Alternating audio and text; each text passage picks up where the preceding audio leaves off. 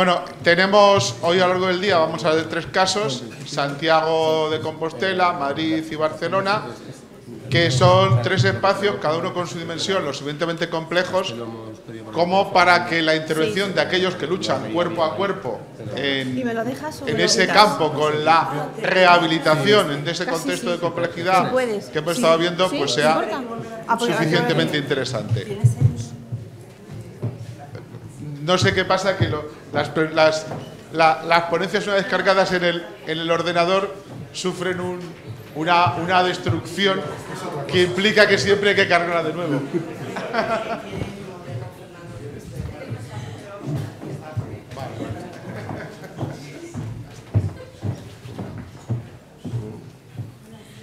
Hola, buenos días. Bueno, pues os dejo ya con María, María Antón, que es la gerente del consorcio de la ciudad de Santiago, y vuelvo a insistir que es esos ejemplos de especial complejidad que todos conocemos y que a todos nos interesa hacer una reflexión sobre él. Pues sin más, María, pues te dejamos, y el siguiente pues ya será el caso de Madrid, tendremos un descanso y luego ya la presentación del caso de Barcelona para acabar con una mesa redonda. Pues nada, muchas gracias. Pues ante todo, muchísimas gracias por la oportunidad que nos habéis dado de contar un poco la experiencia del consorcio de la ciudad de Santiago en este proceso de regeneración urbana. Yo tampoco soy experta en nada medioambiental, ni siquiera tengo formación vinculada a esta materia, y realmente pues acabo de llegar a esta responsabilidad que considero un reto profesional muy importante, y he tenido la osadía de aceptar y venir aquí a hacer la presentación pues para integrarme un poco más en el mundo que me va a tocar desarrollar como materia en estos años. La ciudad de Santiago ha empezado un proceso de regeneración urbana muy importante a partir del año 1987. Los retos a los que se enfrentaba la ciudad, precisamente en una época en la que estaban pues emergiendo las autonomías y con mayor ímpetu quizás la parte democrática, Santiago de Compostela era una ciudad en una decadencia pues bastante importante. Había sido la primera ciudad de Galicia en el siglo XIX, y en el año 60, en 1960, era la 7ª ciudad de Galicia. Era una ciudad donde el tejido productivo, y hoy todavía el tejido productivo, es prácticamente el sector servicios, y por lo tanto pues sabemos muy bien de lo que estaba hablando antes el profesor Roig. Como decía, la ciudad tenía que asumir unos nuevos retos, que era ser la capital de Galicia. Por el Estatuto de Autonomía en el año 1982 se declara que Santiago de Compostela será la capital de Galicia, pero también tiene la Declaración de Patrimonio de la Humanidad en 1985, y en el 87 y en el 93, vinculado a las declaraciones de Patrimonio de la Humanidad del Camino de Santiago, pues también suponen un reto importante en lo que va a ser la proyección de la ciudad. Unas pequeñas consideraciones previas para saber de qué es lo que estamos hablando, ¿no? La ciudad histórica, que es un poco la competencia más directa del consorcio de la ciudad de Santiago, pues es una parte muy pequeña de lo que sería el término municipal. El término municipal son 220 kilómetros cuadrados, pero solo la parte histórica consume pues menos del 1%, un 0,79 es la parte histórica, en donde hay una población más o menos de 15.000 habitantes, y veis que la población total del municipio es una población muy variable, en donde de hecho solo hay 93.000 y de derecho hay 93.000, pero de hecho hay una población de 140.000 habitantes, en donde sufre además una presión importante por visitantes, turistas y peregrinos, que más o menos son 4 millones de personas al año, con picos en los años santos de casi ha ido creciendo desde el año 93, que digamos que fue la explosión mayor del Buen Camino de Santiago, hasta el año 2010, en donde se llegaron a los 10 millones de personas al año, con lo que eso supone para la ciudad histórica. En la ciudad histórica estamos hablando de un total de más o menos 3.000 parcelas, de las cuales tienen un uso residencial comercial 2.752 y diferentes usos, como veis aquí, vinculado pues sobre todo al hotelero, al docente y al religioso. Las estrategias del proyecto urbano que se plantean ya en los años 80 pues es evidentemente poner en valor la ciudad y su historia, con un proyecto urbanístico determinado, con un proyecto también civil de desarrollo cultural muy importante. La ciudad va a buscar un hueco en ese nicho de mercado vinculado a lo que es la propia ciudad, que es patrimonio, que es cultura, y desarrollando una agenda cultural importante que la va a posicionar en el panorama nacional. y una regeneración de instituciones que den amparo a este proyecto. Y en esa regeneración de instituciones es donde entramos nosotros. En los años 60 se había creado un Real Patronato para precisamente las celebraciones de los años jubilares, que como sabéis tenemos la suerte, a diferencia de otros eventos que han nacido pues al amparo de iniciativas muy puntuales, como pueden ser las exposiciones universales o los Juegos Olímpicos, la ciudad de Santiago se reinventó el Camino de Santiago y los Años Santos, que tienen una cadencia de 5, 6, 5, 11 años. Ahora estamos en un ciclo largo, con lo cual para la ciudad le va a venir bastante peor, porque hasta el 2021 no habrá un nuevo Año Santo, pero los impulsos de los Años Santos para la ciudad han sido importantes y han marcado unos ciertos hitos. Bueno, este Real Patronato, pues como su nombre indica, está patrocinado por los Reyes de España, pero cuenta con la implicación de todas las instituciones y con un órgano ejecutivo que somos nosotros, el Consorcio de la Ciudad de Santiago, que es un ente con personalidad jurídica, un presupuesto y un patrimonio propio, que está sometido a derecho público y que forma parte de la Administración del Estado, la Administración Autonómica y el propio Ayuntamiento de Santiago, y somos, de hecho, titularidad municipal. Para que os deis una ligera idea de qué estamos hablando, que al final son todos términos economicistas, nosotros este año 2012 hemos movido un presupuesto de 11 millones de euros, estamos moviendo un presupuesto de 11 millones de euros, que es una cifra no menor e importante, pero también tendréis que saber que es la menor de los últimos años que ha tenido el consorcio. El consorcio ha llegado a manejar presupuestos anuales de 20 millones de euros. ¿Para qué? Pues para tres ejes fundamentales. Por una parte es la preservación del patrimonio histórico de la ciudad, la dinamización turística y cultural de la ciudad, ligada precisamente también a esa preservación de patrimonio, y para acometer infraestructuras de interés conjunto. El consorcio siempre ha sido una institución al servicio de la ciudad. Entre las actividades y programas que se han venido desarrollando, dejando al lado pues, la Administración general, como podéis imaginar, como cualquier otra institución, la dinamización turístico-cultural, como os decía, ha sido muy importante.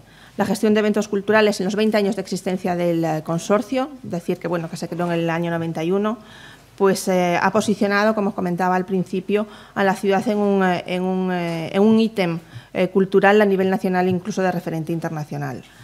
Apoyamos también iniciativas culturales, no solo gestionamos o generamos iniciativas culturales, sino que apoyamos otras iniciativas culturales, ya sean municipales, ya sean privadas, a través de fundaciones o a través de asociaciones, y también tenemos una vinculación muy estrecha con las actividades culturales de la Universidad de Santiago.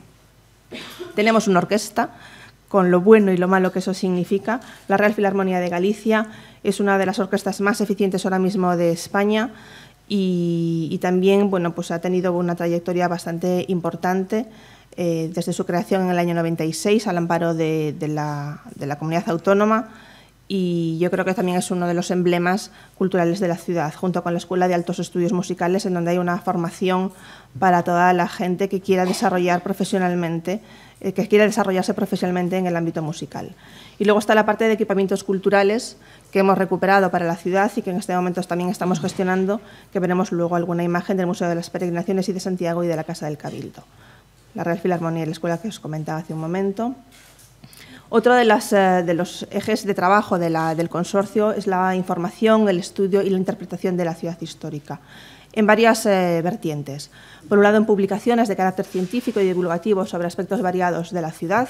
Aquí hay unos ejemplos. Pues el último libro que hemos publicado, por ejemplo, tiene que ver con el florecimiento de plantas. Es un estudio muy botánico de las plantas que hay en los muros de la ciudad de Santiago de Compostela, que debido también al medio ambiente de la propia ciudad, las plantas son diferentes dependiendo de dónde estén situados los muros. Y publicaciones, bueno, pues como comentaba, desde facsimilares de importancia que pueden estar en los archivos catedralicios o en los archivos de la propia universidad, hasta cuestiones más vinculadas a las publicaciones juveniles e infantiles para dar a conocer todo el acervo cultural que entraña la ciudad. Hay también una parte de estudios y cuadernos técnicos que podéis consultar en nuestra página web, en donde pues, hemos ido comentando cada rehabilitación que se ha ido haciendo, cada trabajo que ha ido haciendo el consorcio en los temas de regeneración urbana de la ciudad. Se han empezado a hacer unas pequeñas editoriales de cuadernos técnicos en donde hemos puesto a disposición pues, del público en general toda la experiencia acumulada en cada obra que se ha ido ejecutando. Y uno de nuestros trabajos que ahora mismo tenemos en mano es el desarrollo de un sistema de información patrimonial, en colaboración con el Centro Nacional de Información Geográfica, con el Centro Superior de Investigaciones Científicas, con la Dirección General de Patrimonio de la Xunta de Galicia. estamos haciendo un sistema geodocumental de la ciudad histórica de Santiago de Compostela para saber qué es lo que está ocurriendo, qué es lo que ha ocurrido, qué es lo que está ocurriendo día a día en la ciudad.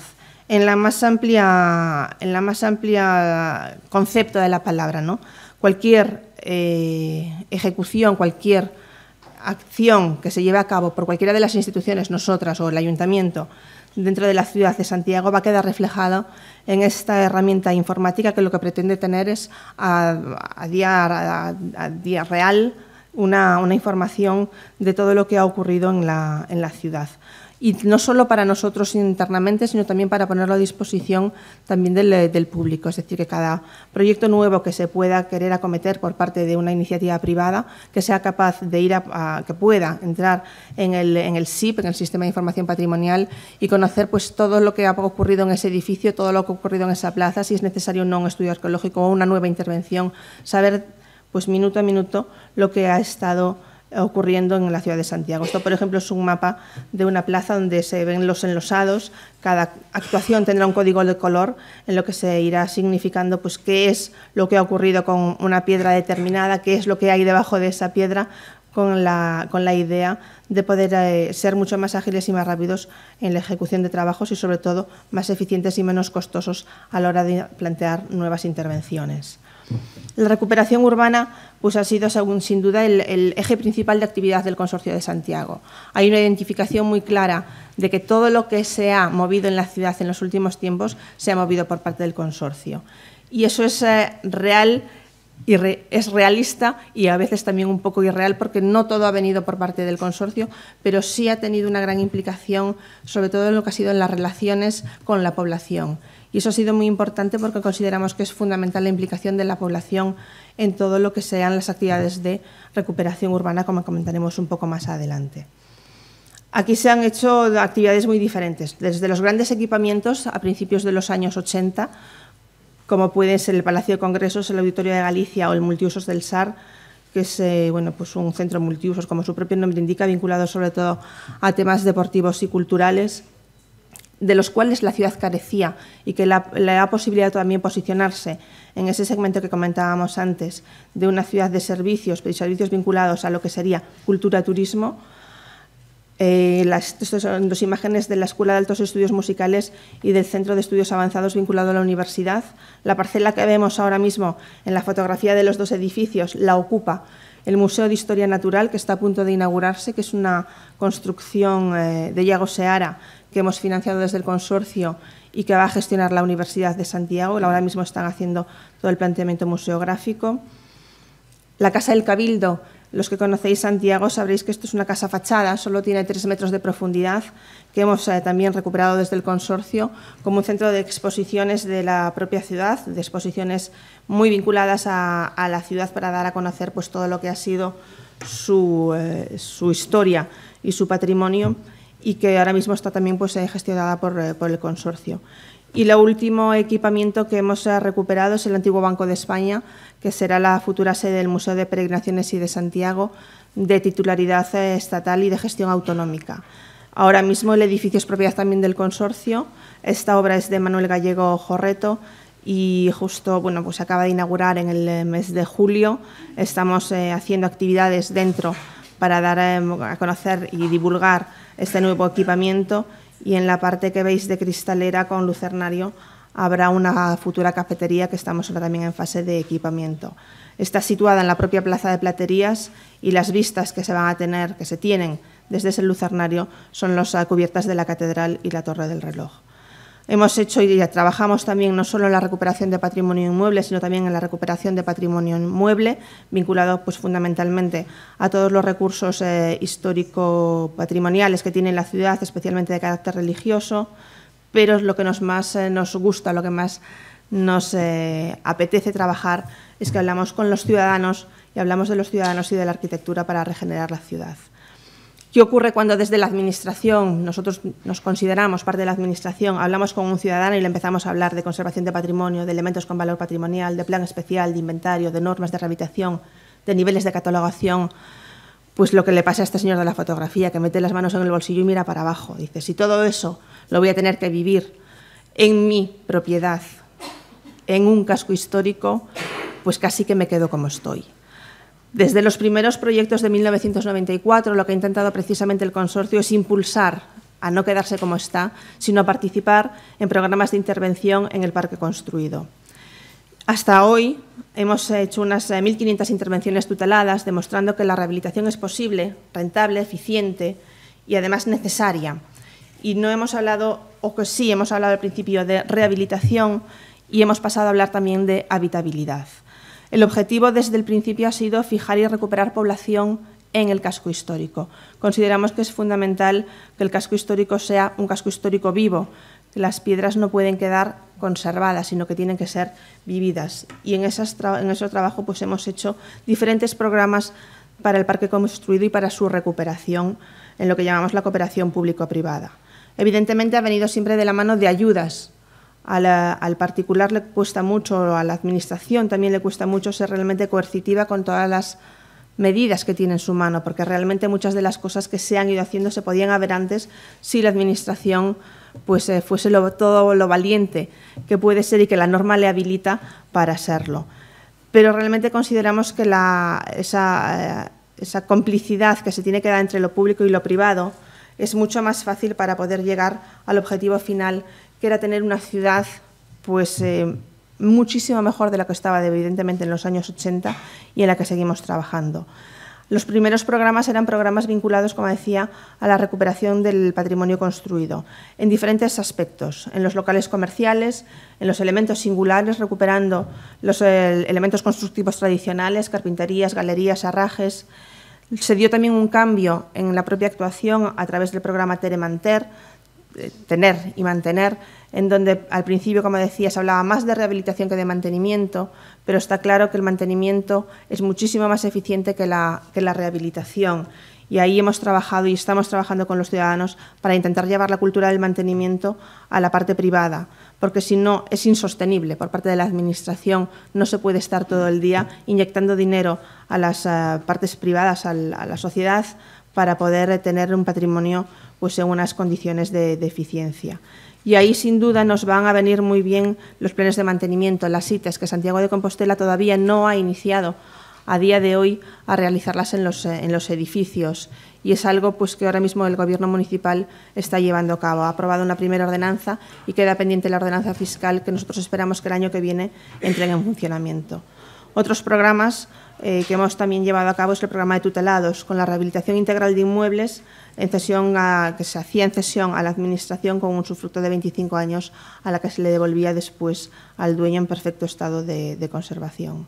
Los recursos aplicados a vivienda en estos años, del 2003 al 2012, está mal la cifra, son 36 millones de euros y que más o menos ha afectado casi un 30% del parque residencial.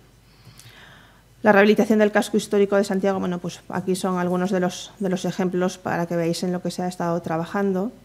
Este es el edificio de tutelados. Decir que realmente el programa de tutelados tiene un sabor agridulce, en el sentido de que solo ha tenido pues, es un único caso. Es un caso, no era una experiencia piloto lo que se quería hacer, pero sí ha sido el único caso que se ha acogido al programa. ¿Por qué? Pues porque realmente es un poco lo que estaba comentando antes el profesor Roig. Cuando a una persona, a una propiedad privada, le estás diciendo te estamos hipotecando tu propiedad a 25 años en donde no vas a disponer de tu propiedad, pues es un poco, hay una reticencia inicial importante, sobre todo porque todas las construcciones están en manos de una población envejecida.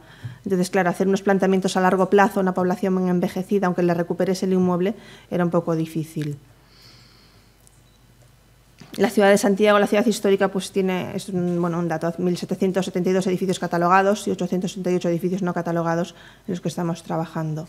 Se ha hecho un estudio del edificio promedio para demostrar un poco lo que estábamos comentando antes, de que el mantenimiento es muchísimo más rentable que la rehabilitación. Y teniendo en cuenta estas cifras y viendo que este era un poco el edificio medio y los costes de lo que decía que nos habíamos gastado, porque sabíamos un poco lo que estábamos dando de subvención de media a las obras, pues evidentemente el mantenimiento es muchísimo más eficiente que la rehabilitación.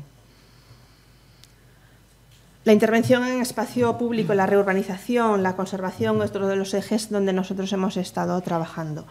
recuperación y reurbanización de calles y pavimentos, pero quizás lo más interesante sea la iniciativa que hemos puesto bajo el nombre de La piedra que pisas. Y se trata de todos los enlosados de la ciudad histórica. La ciudad histórica tiene una superficie más o menos de 63.500 metros cuadrados de enlosados, en donde se ha empezado a trabajar desde el año 2007, más o menos, con un taller de empleo para precisamente conservar y mantener los pavimentos históricos. Este programa fue posible en parte porque faltaban profesionales que supiesen tratar la piedra y que supiesen tratar los enlosados. En Galicia, como sabéis, la cantería es una de las profesiones, digamos, pues más tradicionales que nos podemos encontrar. Pero justamente siendo una profesión tradicional, no tenía una implicación en la sociedad. Y esta implicación en la sociedad, aunque hay escuelas de canteros, estaba más vinculada a la parte de la artesanía, no a la parte de la profesión pura y dura. Y a partir de ese descubrimiento, para nosotros en aquel momento, pues un poco negativo, se puso en marcha el taller de enlosados con la Fundación Laboral de la Construcción, que nos permite hacer formación en una profesión que nosotros entendemos que para hablar de rehabilitación es muy importante, y sobre todo para hablar de rehabilitación en Galicia y en casco histórico, donde la piedra, como podéis imaginar, es uno de los elementos más importantes, pues de la experiencia de enlosados traeremos conclusiones para seguir trabajando en lo que sería el trabajo de la piedra en sí mismo. Bueno, estos son planos para que se vea un poco todo lo que estamos haciendo con el tema de enlosados. Precisamente, otra de las actividades que estamos haciendo es la fotografía y la dimensionalidad de cada piedra para meterla en el sistema de información patrimonial que os comentaba anteriormente. ¿Y qué nos lleva esta experiencia que hemos tenido y esta relación con la Fundación Laboral de la Construcción? Pues a uno de los últimos trabajos o uno de los primeros trabajos que estamos llevando a cabo ahora mismo, que es un centro de formación de referencia en materia de rehabilitación. Queremos que este centro de formación de referencia a nivel nacional es el primer centro que se va a habilitar en España con este cometido, y es uno de los proyectos que ahora mismo estamos ejecutando. De hecho, acabamos de adjudicar la primera fase, que es bueno, pues en el edificio que estáis viendo, que está en la situación real que estáis viendo, hacer todo lo que sería las cubiertas y paramentos para ya en una segunda fase de hacer las nuevas construcciones. Es un proyecto a 2 años y medio vista, en el que esperamos que esté ya funcionando efectivamente. Pero ¿qué es realmente en lo que ha estado trabajando el Consorcio de la Ciudad de Santiago junto con el Ayuntamiento en estos últimos 3-4 años? Pues un poco en una estrategia de verde urbano y en definir pues cuál sería la función de los espacios verdes en búsqueda de una calidad de vida. Y aquí hay varias cuestiones o muchas cuestiones que hay que analizar que encuadran perfectamente en lo que se ha venido debatiendo en estas jornadas. Si es estos dos planos, la ciudad de Santiago podemos decir que ha crecido de una manera ordenada, en donde ya ha sabido respetar muchos vacíos en su propio desarrollo urbanístico. La diferencia de años de un plano a otro pues es casi de 210, y si se ve más o menos que hay los mismos espacios que había en 1780 y que las construcciones nuevas han ido respetando también vacíos importantes en la ciudad que han permitido que sea una ciudad ya considerable, que podemos considerar sostenible. La política del consorcio ha sido también incorporar estos vacíos al colectivo ciudadano. No solo los vacíos que podemos hablar como espacios verdes, sino también los vacíos que están urbanizados, como son las plazas y las calles de la ciudad. Y cuando se habla de incorporar el colectivo ciudadano, se habla de incorporarlo no solo a que sea manifestación ciudadana, que también, sino a que en esas plazas y en esas calles pasen cosas en donde la colectividad participe y se sienta cada vez más presente en la ciudad. En el caso de los parques y zonas verdes, la política que ha seguido el Consorcio de Santiago ha sido la adquisición y acondicionamiento de territorio urbano para dotarle a la ciudad de nuevos espacios verdes, pero no entendido simplemente como lugares de zona de recreo y de ocio, sino también como esos pulmones que es necesario para que la ciudad sea medioambientalmente sostenible y que pueda ir también regenerándose a sí misma. Son diferentes, se va a ver cómo desde los primeros años que se Bonaval, el primer parque recuperado en el año 1987, con la restauración y la edificación del Centro de Arte Contemporáneo, se han ido recuperando otros espacios que van a ir haciendo una especie de cinturón verde de la ciudad. Es Belvís, es Vista Alegre, el futuro Jardín Botánico, la Selva Negra y las Bañas del Sar al pie de la Ciudad de la Cultura.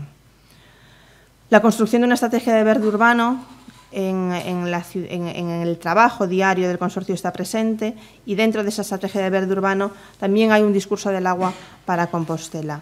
En ese discurso del agua, evidentemente, lo que pretendemos es equilibrar el metabolismo urbano y equilibrar los recursos que tiene hídricos la propia ciudad para que sea muchísimo más sostenible.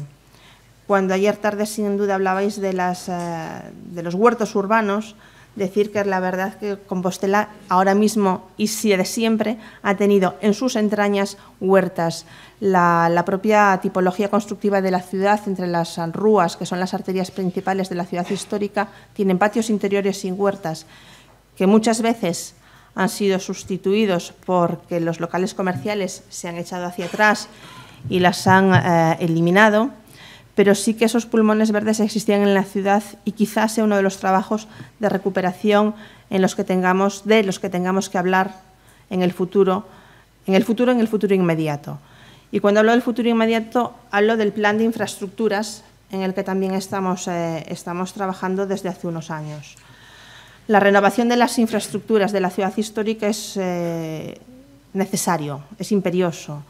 Y cuando se habla de la renovación de infraestructuras y de un plan director de infraestructuras con un proyecto global, lo que estamos hablando no es solo de la rehabilitación pura y dura, no es solo de un tema de conservación estético-patrimonial, sino que realmente hay un problema de obsolescencia de servicios y carencia de infraestructuras, ¿no?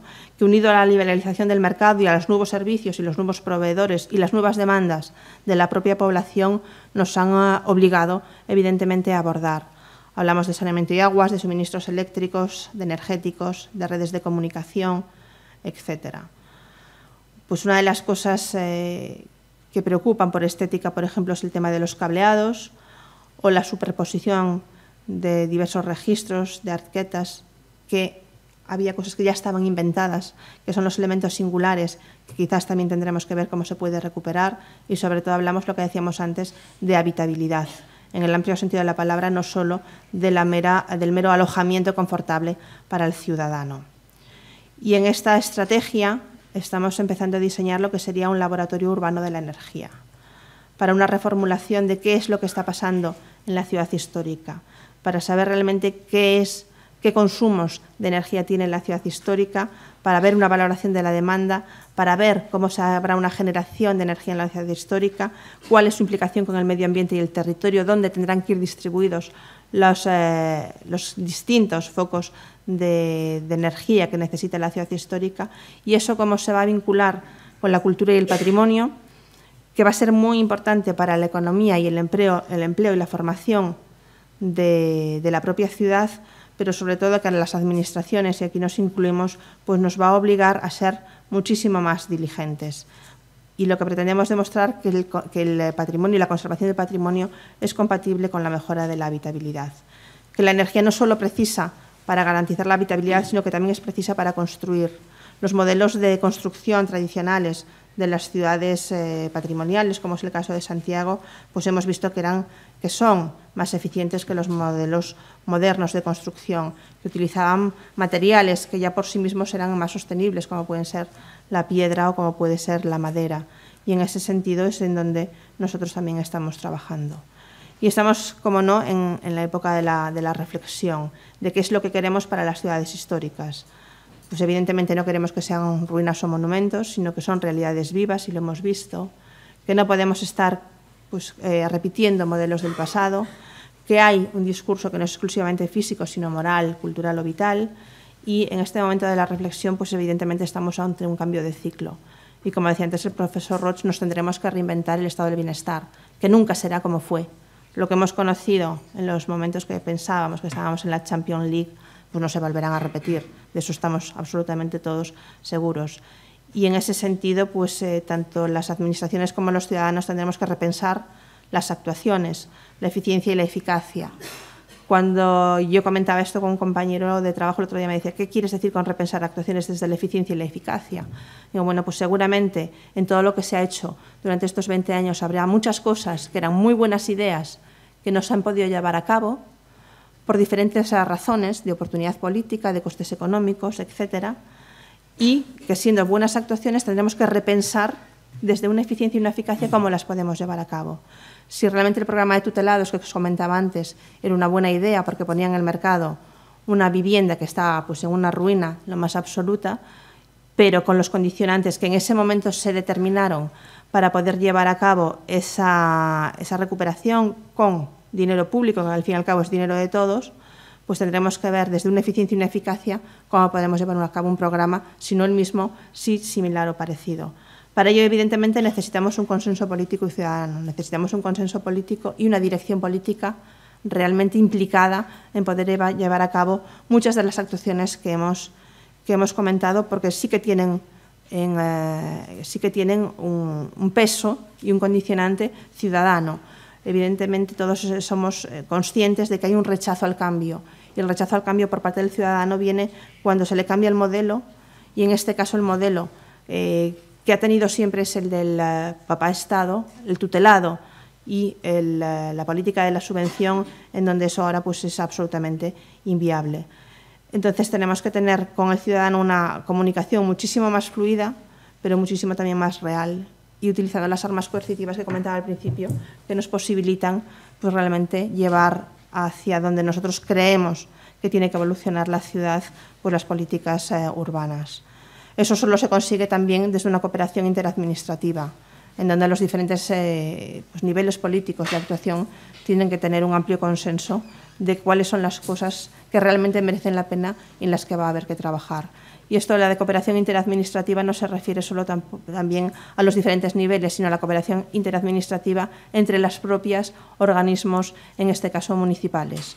Nosotros, como organismo, digamos, de 3 administraciones al servicio de una administración municipal, creemos que jugamos ese papel de polibueno, por decirlo de alguna manera, en el sentido de ser la cara amable hacia el ciudadano. Nuestro interés es facilitarle pues, la mayor agilidad posible y evitarle todo el papeleo que muchas veces para poder llevar a cabo pues, una empresa emprendedora, valga la redundancia, pues tiene que tramitar. ¿Y cuáles son, digamos, la cuestión en la que realmente nos estamos metiendo ahora? Pues estamos empezando en los primeros coletazos de lo que será el estudio de usos de la ciudad histórica.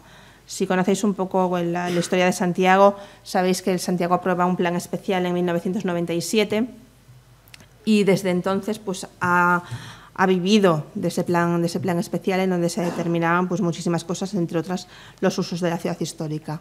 Pero como decía antes, la ciudad es una ciudad viva y en esa vivencia hay también que reinventarse. Y entonces, en estos momentos, a la vista un poco de todas las estrategias que se quieren llevar a cabo, el plan de infraestructuras, una estrategia verde, una estrategia específica del agua, pues evidentemente nos va a hacer replantearnos qué es lo que queremos que exista en la ciudad histórica. Y vinculado a ello, que es algo que me han comentado que surgió también en estas charlas, nos han encomendado también el catálogo de lo que será el mobiliario urbano.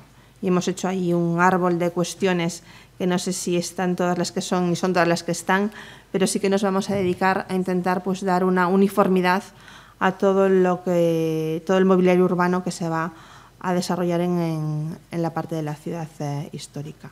Y yo sí que ya no voy a consumir más el tiempo y cualquier cuestión que queráis preguntar, pues sí puedo, os responderé.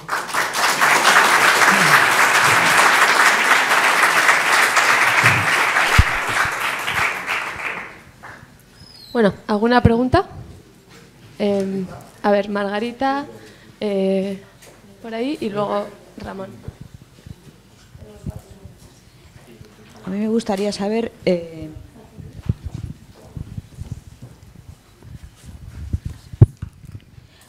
me gustaría saber cómo para entender un equilibrio global de todo lo que es la población, si se tiene algo previsto sobre la ciudad de la cultura.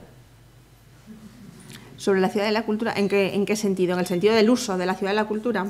En el sentido de que que es una cosa que existe, que es muy grande, que se ha gastado mucho dinero y que de alguna manera tampoco se puede quedar como algo relegado allí en las afueras. Voy a polemizar. Es que yo no estoy de acuerdo para nada en el mensaje que se ha transmitido de la ciudad de la cultura. La ciudad de la cultura se ha utilizado como un arma política. Se ha utilizado como un arma política desde el profundo minifundismo galaico. Voy a polemizar mucho. Había un proyecto, discutible, como todo, pero había un proyecto. Había un proyecto en el que habían trabajado muchísimas personas culturalmente respetables de Galicia y de fuera de Galicia. Había un proyecto que desde el primer momento, y diré más, había un proyecto que no se supo transmitir. Lo que no se supo de la Ciudad de la Cultura desde el momento cero que inicia en el año 1999 fue vender el proyecto de la Ciudad de la Cultura. Que podemos decir que es un proyecto megalómano, con una inversión muy grande, etcétera, etcétera, bien, pero no es menos ni más que otros proyectos que se han desarrollado en este país. Y no voy a poner ejemplos de ningún tipo. Proyectos que han servido en algunos casos para regenerar una ciudad, y una ciudad muy dura y muy gris. Y con eso está en el imaginario de todos.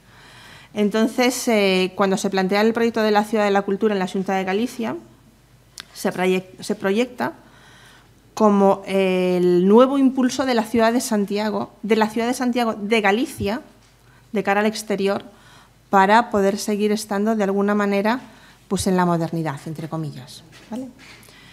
¿Qué ocurrió? Pues desde el momento uno también hubo colectivos, y colectivos no solo políticos, interesados en que ese proyecto no se hiciese.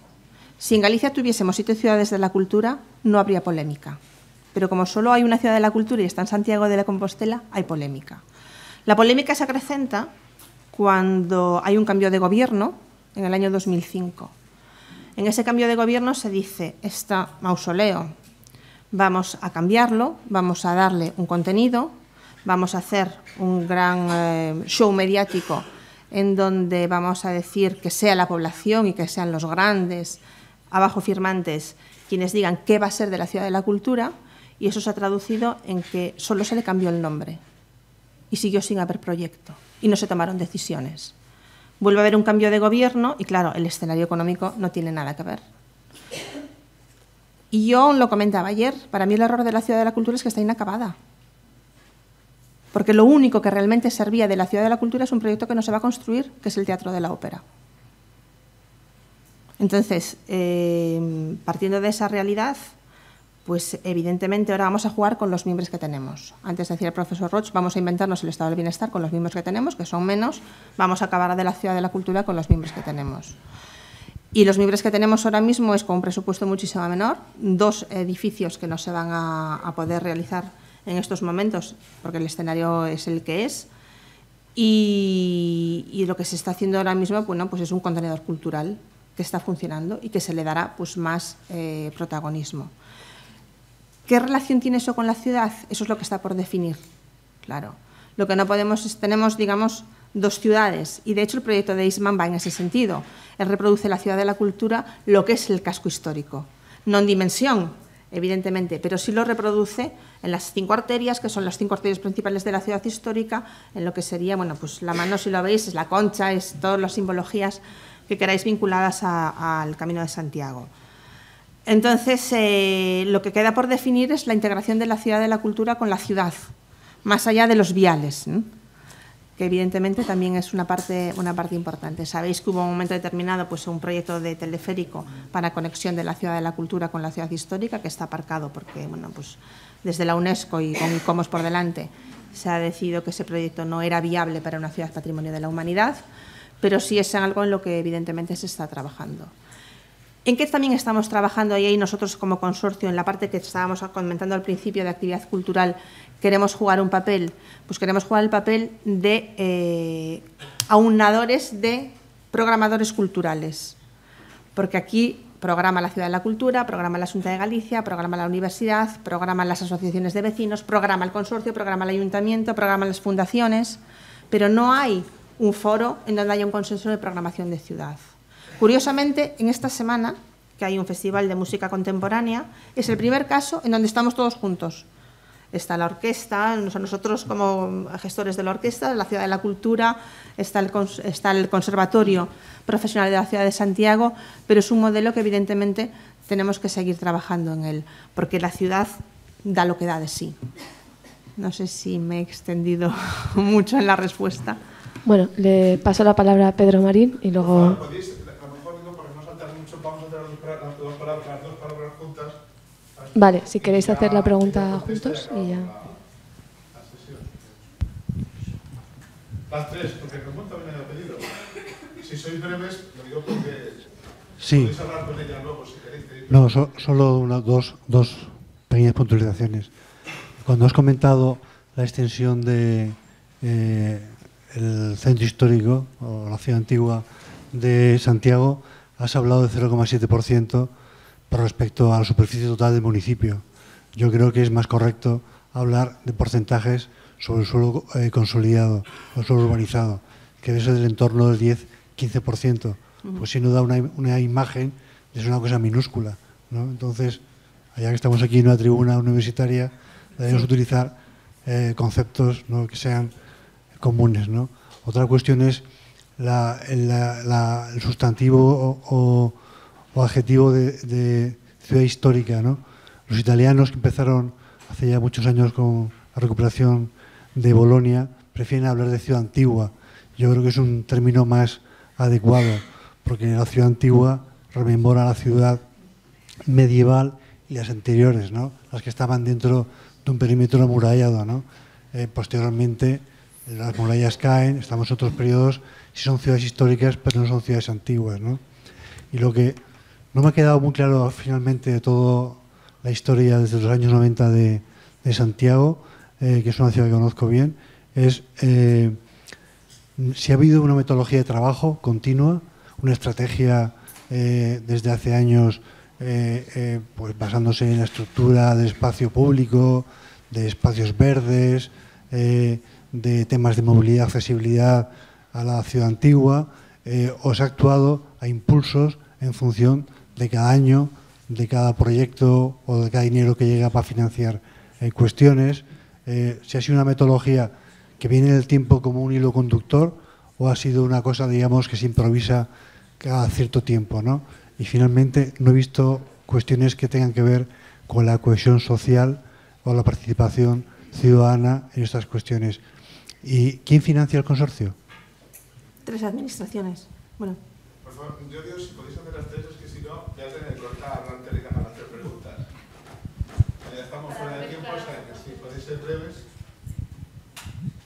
Sí, mi nombre es José Fariña, soy de Santiago y entonces tengo allí familia y creo que lo conozco bastante bien. He puesto a los alumnos muchas veces de ejemplo la rehabilitación del casco histórico. Yo, en cambio, prefiero hablar de casco histórico por la ley del patrimonio histórico. Y me parece que además ahora pues, se puede poner de ejemplo todo el sistema de espacios verdes, porque realmente en España ahora mismo creo que Valencia, desde el punto de vista territorial, Vitoria desde el punto de vista municipal y probablemente Santiago también sean los escasos ejemplos que se pueden poner de cómo se están tratando los espacios verdes. Sin embargo, hay una cosa que me ha preocupado de lo que se ha comentado hoy, y es que de alguna manera en un casco histórico o en un casco que tenga, digamos, sus edificios bajo protección de alguna forma de patrimonio, es decir, bajo protección patrimonial, se esté haciendo tanto énfasis en el tema del mantenimiento y tampoco en el tema de la rehabilitación. Espero que no sea, porque se intenta disminuir la carga pública respecto a lo que es la rehabilitación y puesta en funcionamiento de hoy de los edificios. Lo digo porque el mantenimiento, en teoría, corre a cargo del propietario según la ley de patrimonio en aquellos edificios catalogados y probablemente también, mientras que en la rehabilitación tradicionalmente se han dado subvenciones por parte del Estado, de las administraciones públicas. Entonces es una cosa que me preocupa bastante porque la sociedad entera es la que defiende un patrimonio histórico. Y y por lo tanto no debe de recaer solo sobre los hombros de los particulares la carga de la defensa de ese patrimonio, sino sobre toda la sociedad, y por lo tanto yo entiendo que toda la sociedad debería de contribuir. Es una cosa que me preocupa. Simplemente quería mencionarlo porque entiendo que es algo crítico para la conservación de nuestro patrimonio histórico. Entonces, no sé, me gustaría que se dijera algo al respecto. Bueno, Ramón, la última. Muy breve. Yo le quería preguntar a la ponente, en relación con lo que ha dicho de hacer de la rehabilitación como instrumento para que los cascos históricos sigan siendo ciudades vivas, que nos diera unos datos de qué ha pasado con la población en estos últimos 15 años, ha subido, ha bajado, qué porcentaje de migrantes, o sea, un poco un informe de resultados, ¿no? De para qué ha servido. Y también con el empleo localizado, si tiene datos. Pues empiezo por el final. Precisamente ese es uno de nuestros caballos de batalla cuando vayamos a hacer este estudio de usos que estábamos comentando. Sí que sabemos que más o menos la población en casco histórico se ha mantenido estable. Se ha mantenido estable en estos últimos 15 años a pesar del esfuerzo de rehabilitación, ¿no? Cuando lo que se pretendía era ganar población. Pero aquí no es a lo mejor tan importante que ha aumentado la población, sino como que el número de edificios que se han recuperado es más que el que estaba antes. Un poco porque lo que estábamos comentando, lo que comentaba el profesor Rocha anteriormente, los modelos de familias han cambiado. A lo mejor ahora vive menos gente, pero hay más edificios ocupados, porque son edificios ocupados pues, por personas o por familias monoparentales o con menos miembros. Pero sí que es verdad que eso es una de las claves que queremos estudiar cuando abordemos los usos.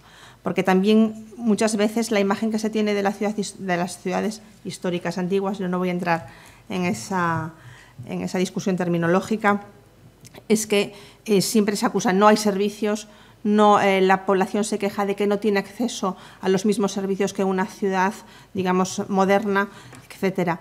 Y a veces es que no sabemos realmente qué es lo que está ocurriendo en el casco histórico. Y una de las cosas que queremos medir precisamente es hacer una encuesta a la población para determinar qué servicios está demandando y saber si realmente los servicios que existen ahora mismo en casco histórico casan o coinciden con los que está demandando y en qué nivel, porque a veces hay servicios que no son visibles. Pongo, por ejemplo, servicios que se pueden estar dando en primeros pisos o entre plantas, que cuando uno va por la calle no va mirando para arriba para saber si hay una notaría, una peluquería o un despacho de abogados. Entonces, hay también que visibilizar los servicios que existen en el casco histórico y a lo mejor también inyectar a la mejora y al posicionamiento más favorable de cara al ciudadano. Porque lo que sí estamos convencidos es que precisamente los comercios de proximidad son los que tienen que vivir y mantener en el casco histórico. Sobre lo que comentaba el profesor Fariña, yo creo que rehabilitación y mantenimiento son dos caras de la misma moneda. El mantenimiento evidentemente tiene que ser privado, pero la rehabilitación tiene que ser pública. Es un poco la dinámica en la que ha venido trabajando el consorcio. Cuando yo antes hablaba de la dicotomía de que estábamos en rehabilitación y queríamos pasar a mantenimiento, me refería sobre todo a la parte privada, no tanto al sostenimiento de la rehabilitación pura y dura por parte de las instituciones públicas con inyección a la parte privada de ayudas para que hiciese esa rehabilitación, sino que la parte privada entrase en la cultura del mantenimiento, que mantener siempre mejor que rehabilitar. Pero sí que es verdad que, sobre todo en Santiago, con un importante patrimonio histórico, si no es la Administración quien ayuda en la rehabilitación, pues sería un poco imposible. Y no vamos a poner ejemplos, pero estamos tanto en el patrimonio construido en manos privadas, que no es exactamente Administración, pero no particulares, y en las propias redes y plazas urbanas. Entonces, en ese sentido, yo creo que las dos cosas tienen que unir de la mano. Y un poco el trabajo que ha hecho el consorcio siempre ha ido en ese sentido. Y luego, por lo que comentaba el primer persona que preguntaba, la financiación del consorcio, como comentaba al principio, es por parte de las tres administraciones: la administración estatal, la administración autonómica y la administración local. en una proporción que ha ido variando, pero más o menos la Administración estatal aporta el 60% del presupuesto, la Administración autonómica en torno a un 35% y el resto lo aporta la Administración municipal. Como digo, más o menos son porcentajes que a lo largo de su historia han ido variando. Y sí que evidentemente ha habido una estrategia. Desde el principio ha habido una estrategia. Desde los años 80 Santiago ha sido una ciudad que ha apostado primero por la regeneración del parque construido antes que por la nueva construcción. Ha sido una ciudad en su conjunto, hablo ya no solo de la parte de casco protegido, sino que ha sido pues una apuesta del propio municipio por regenerarse primero a sí mismo antes de seguir creciendo. Y lo hemos visto con las políticas de expansión urbanística de Santiago empiezan realmente en el año 2000. Lo que ha permitido, por otra parte, a los que conocéis Santiago, lo habéis visto, a un cinturón en los ayuntamientos colindantes pues de crecimiento y de expansión urbanística muy importante porque el suelo realmente pues era caro. Si hay una estrategia en cuanto a lo que en lo que se estaba haciendo en rehabilitación y si hay una estrategia también en todo lo que era pues la incorporación de espacios verdes a la ciudad, insisto, no solo como entidades de recreo y ocio. ¿En dónde estamos ahora? Pues en una nueva reformulación en donde también tenemos que escribir la estrategia para lo que queremos que sea en los próximos 10-15 años la evolución de la ciudad, en donde bueno, confluirán un poco pues, todas las cuestiones que hemos venido comentando ahora. Bueno, si hacemos, ¿no? Bueno, vamos a ver cómo en administración de flujos hemos conseguido, pese a la voluntad previa de Fernando de empezar a su hora, hemos perdido 40 minutos. Entonces, lo que hemos decidido es que vamos a hacer el corte ahora y si ha habido tanto debate en el caso de Santiago, no me quiero imaginar en el caso de la empresa municipal de Madrid y el caso de Barcelona. O sea, acabaremos. Yo ahora lo que haré será a todo el que pregunte le vamos a que se quede hasta el final, por lo menos, para no quedarnos solos a las 3 de la tarde en la clausura. Entonces, en principio, tan importante como es cómo formar el informal. O sea que si queréis, empezamos a las 12:10, pero con puntualidad total. A las 12. A las 12. A las 12.